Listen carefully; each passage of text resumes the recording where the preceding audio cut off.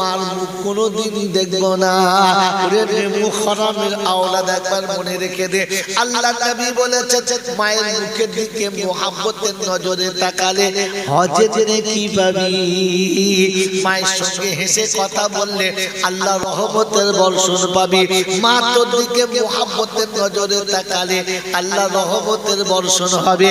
যে মায়ের পায়ের তলাতে জান্নাতের বাগান থাকে, জান্নাতের দরজা থাকে, এমন মাকে তুমি আলাদা করেছো কার কথায়? একটা ছেলে এখানে আছে যে হাত তুলে বলতে পারবে যে আমি জীবনে মায়ের কাছে থাকতাম না।